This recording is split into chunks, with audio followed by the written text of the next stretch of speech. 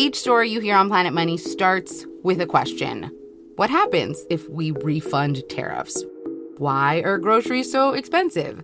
At NPR, we stand for your right to be curious because the forces shaping our world can be hard to see. Follow NPR's Planet Money wherever you get your podcasts and start seeing how the economy really works.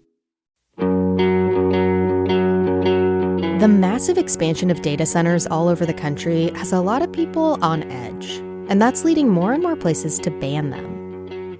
Huge data centers are popping up in rural communities. The surge has millions of people worried about water depletion, farmland disappearing. This week, the village of Wellington became the latest to block the construction of data centers. The backlash started in small towns and farming communities where the biggest data centers have located for cheap power and land. But now the fight has come to Seattle. 2, 4, 6, 8. They will regulate. From concerns of environmental harm to fears of rising utility rates, many Seattle residents are opposed to new data centers within the city. Mayor Katie Wilson acknowledged the intense public alarm surrounding data centers. Seattle City Council just approved a 1-year moratorium on data centers within city limits, making it the biggest city in the country to ban them. The move comes after several big developers proposed data center projects that could use up to a third of the power that Seattle uses on an average day. I'm Joshua McNichols. I'm Monica Nicholsberg, and this is Booming. Today, what do data center companies want to be in Seattle for anyway? And are we better off without them? That's coming up.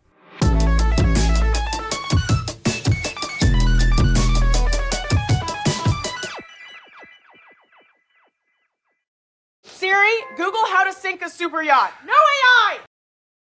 Joshua, I just got back from another reporting trip to Eastern Washington and Oregon, where there are tons of data centers. Mm-hmm. And I'm always struck by the scale of these things. I mean, they're massive. They can consume as much power as a city, which is why this whole fight over data centers within Seattle city limits has always seemed a little bit odd to me. I mean, they take up so much space and energy, so it just doesn't seem like an expensive city like Seattle would be the most economical choice. So what do these urban data centers even look like, and where are they fitting them? Well, they're all over the place. Sometimes they're just hidden in plain sight. Like, the other day I was walking down Fifth Avenue, right under the monorail. And I saw this building where there was a garage in the ground floor. And then I looked up and there's like 5 floors of no windows, just blank facade. And next time you're on the monorail, just look and you can see it. And that's a data center. That's a data center. Data centers, they can be all sizes and shapes. And we're not talking about server rooms, like KUOW has, like many companies have. We're talking about something that's maybe a small building in a residential neighborhood or a few floors in a tower downtown. Different companies will rent space in them, like banks or Netflix or Apple. Others are much bigger, but in total, there are 30 of these already operating in the city of Seattle, and most people don't know it. Okay, so they come in lots of different shapes and sizes. Is Seattle banning all of them? Or what type of data center is the city trying to block here? It's trying to block really big new ones. It's defined these as data centers that use over 20 megawatts, which is enough electricity to power 4,000 homes. These are much bigger than the smallest data centers already here now, but they're much smaller than the massive data centers that you saw in places like Quincy, Washington, and Oregon. Those big, massive data centers would be banned too, but no one has yet proposed a data center of that scale in Seattle. I can't imagine where they would fit it. Okay, so we're basically talking about medium-sized data centers. Mm-hmm. Why does the city want to ban them? Well, there's environmental concerns, how much power and how much water these things use. And there's also concern that could drive up our electricity bills and our water bills. And then there's just quality of life issues, like around data centers, a lot of people are annoyed by the light pollution and noise pollution. And because some of these can get so big, they can create heat islands, where there's just not a lot of trees around and it builds up heat. So a lot of the same issues that are being raised in agricultural areas. Yeah. And to be fair, data centers do come with a lot of very valid concerns. But I've also been struck by how intense the backlash is. I think it has a lot to do with our larger anxieties about AI in the future, as much as these on-the-ground fears about things like these data centers gobbling up all the resources. Yes, we're definitely seeing an anti-AI wave. Like, there's this group called the Washington AI Resistance. Winning a moratorium on these data centers here in Seattle is only a first step towards stopping the greed machine. And after the data center moratorium vote, they met outside City Hall and revealed what they're calling a People's AI Bill of Rights. People are asking what this is doing to our children, what this is doing to our schools, and we've all been witnesses of the layoff of thousands of workers so far. They want to slow down the speed of data center construction and increase transparency and accountability from tech companies. But this isn't just a fringe position. This anti-AI feeling is shared by a lot of people on the city council. Like Councilmember Deborah Juarez said that opposition to data centers has united this community. We can come together on the issues that matter, and we can have our disagreements, but we certainly know when there's an existential threat, not only to our city, not only to our state, but not only to our country, but to our world.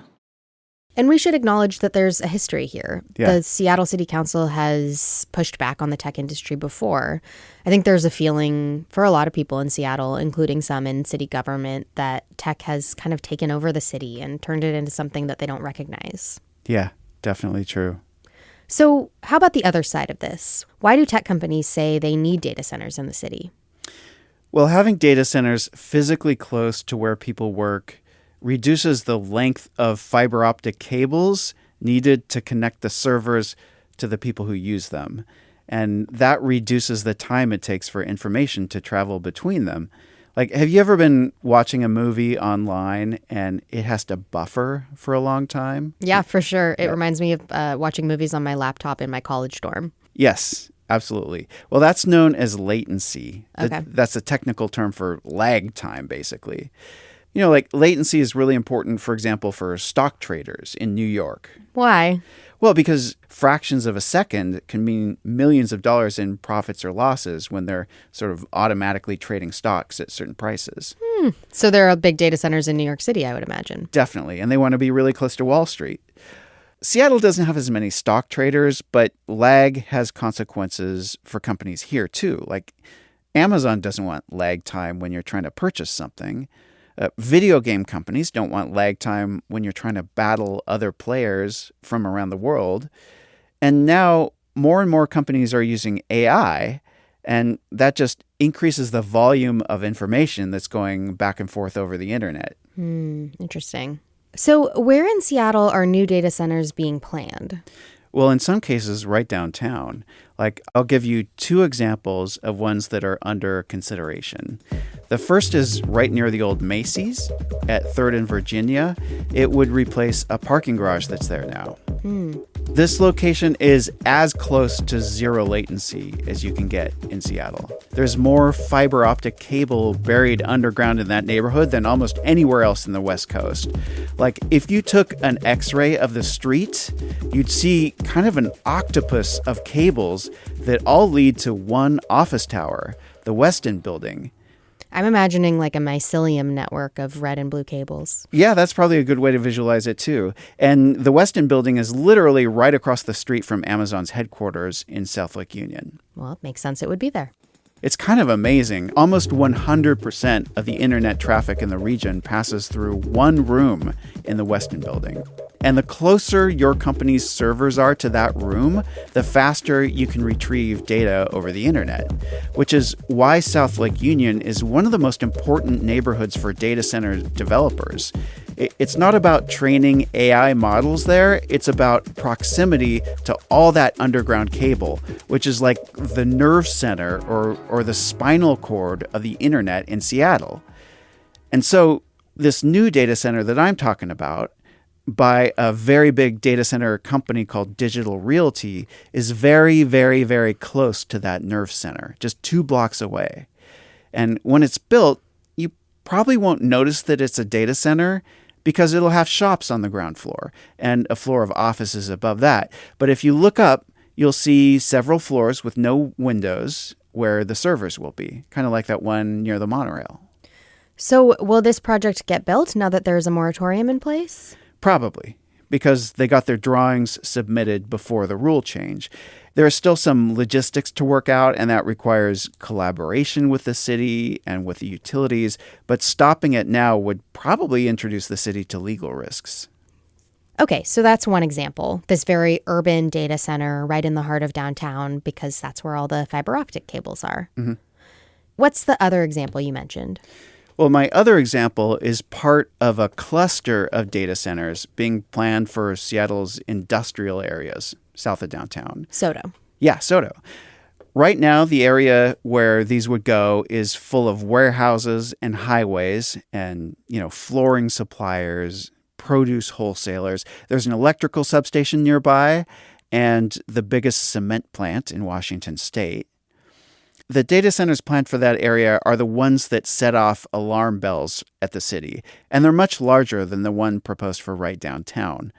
Collectively, the data centers being planned in areas like that would have used up more than a third of the city's electricity. Wow. One in particular would have used up the equivalent of 10% of what the city uses on an average day, just for one building alone. That is a lot of power. Yeah, and when Seattle doesn't have enough power to supply all its customers, it has to buy electricity on the open market. And that can get really expensive. Or it has to spend money on new solar or wind farms, which are also expensive. And so those extra costs, people worry that they could push up our utility bills. And as a matter of fact, before she left office, I spoke to Seattle City Light's former director. Her name's Dawn Lindell, and she predicted that demand for power from data centers and from other uses like people plugging in electric cars would lead to significant rate increases in the next 10 to 12 years.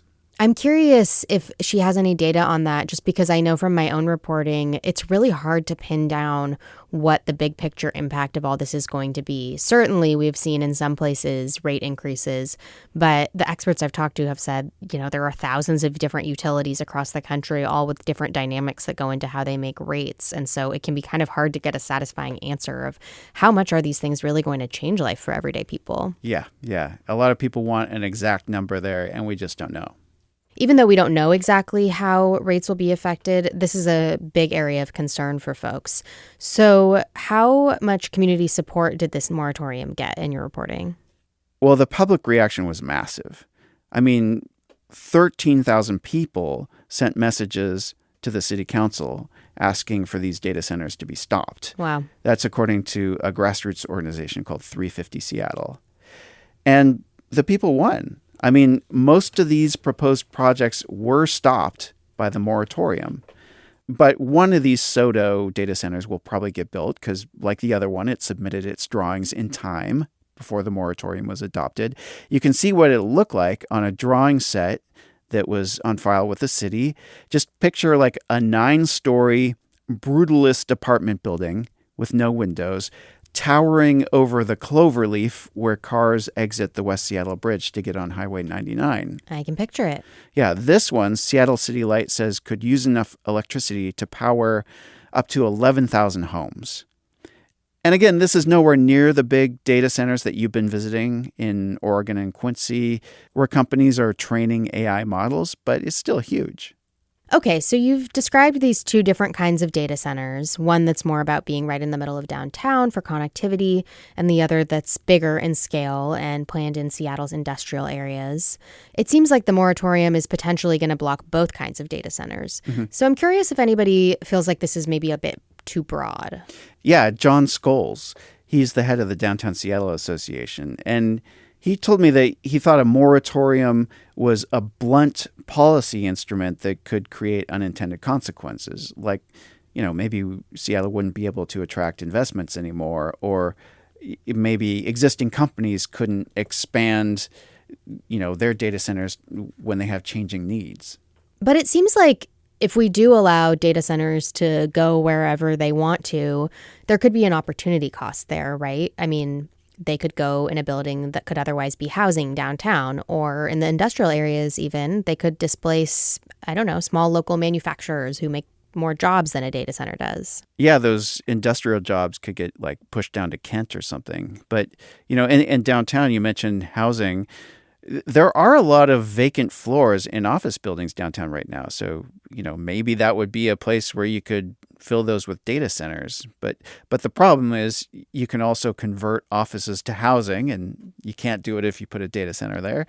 And if you have too many data centers downtown, that might be hard on stores and restaurants because data centers don't have a lot of employees. They're fairly sparsely staffed. So, if you have too many of them, it could turn downtown into a dead zone at a time when it's trying to recover economically.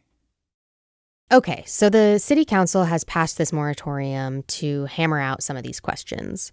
What happens next? Well, one of the first things is Seattle City Light is trying to prevent our utility bills from going up more than necessary. So they have a plan to start charging data centers a higher rate for their power. And they're presenting that to the city council right now. And then the city council has like a year to study the impacts of data centers on this community. So there's probably going to be more regulations at the end of that. Well, I know both of us are going to be watching and reporting on what's become this unexpected dark horse political battle throughout the rest of the year, too. Yeah. That's it for Booming. Thanks so much for listening. And we would love to hear from listeners for a story we're working on. We live in a very environmentally conscious place, but sometimes it can feel like taking care of the planet can break the bank. Not everybody can go out and afford to buy a new Rivian. So if you have some budget-friendly hacks for being a good environmental steward, we would love to hear them. You could email us at booming@kuow.org, but for this one, we would really love to hear your voice. If you can, please leave us a voicemail at 206-221-7158, and you might be featured in a future episode. Yeah, I'm looking forward to that. And if you're donating to this show, thanks for doing that. And, you can donate too if you want to. We couldn't do this without you. So if you want to donate, go to kuow.org/booming. And thanks. Our producers are Lucy Suchek and Alec Cowan. Our editor is Carol Smith. Our music is by Alec Cowan, Blue Dot Sessions, and MusicBed. I'm Monica Nicholsberg. I'm Joshua McNichols. And we'll see you next time.